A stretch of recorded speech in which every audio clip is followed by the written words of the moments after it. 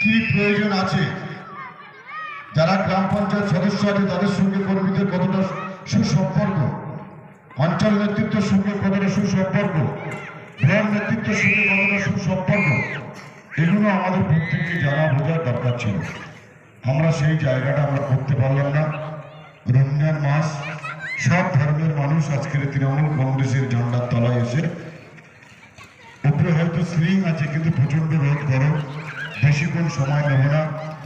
আমাদের মিটিং চলাকালীন আমাদের প্রিয় বিধায়ক সম্মানীয় সমর মণ্ডল মহাশয় উনি উপস্থিত হয়েছেন, তারাকে সম্বর্ধনা দেওয়া হয়েছে। আমি শুধু আপনাদেরকে কয়েকটি কথা বলবো। ফুলবাগঞ্জ অঞ্চলে 2024 নির্বাচনে আমরা 5000+ আমরা দলকে আমরা উপহার দিয়েছি। 5টা-6টা বুথ আমাদের খুব ভালো রেজাল্ট হয়নি টোটাল অঞ্চলের মধ্যে।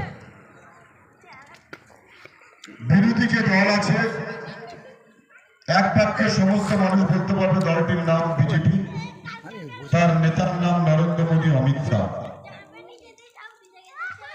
তো আমরা কেন বিজেপির বিরুদ্ধে প্রতিবাদ করি, বিজেপির বিরুদ্ধে কেন আমরা এত, আমাদের নেত্রী মমতা ব্যানার্জি, অভিষেক বন্দ্যোপাধ্যায় এত কথা বলছি, কেন আজকের বাংলার মানুষের জন্য নেত্রী মমতা ব্যানার্জি ধর্মতলা ধর্ণা মঞ্চে বসে আছে, কেন আজকের আমাদের প্রিয় নেতা অভিষেক বন্দ্যোপাধ্যায় কেন ধর্মতলা ধর্ণা মঞ্চে বসে আছে, এটা আপনাদের সকলকে কিন্তু আমি ভাবতে বলবো।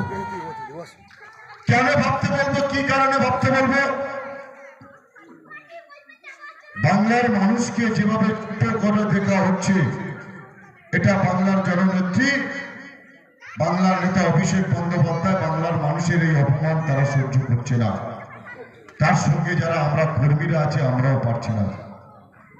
আপনারা ভেবে দেখুন, এখানে যতগুলো মানুষ বসে আছে, কয়েকদিন আগে কাউকে এই স্কুল মাঠে আসতে হয়েছিল,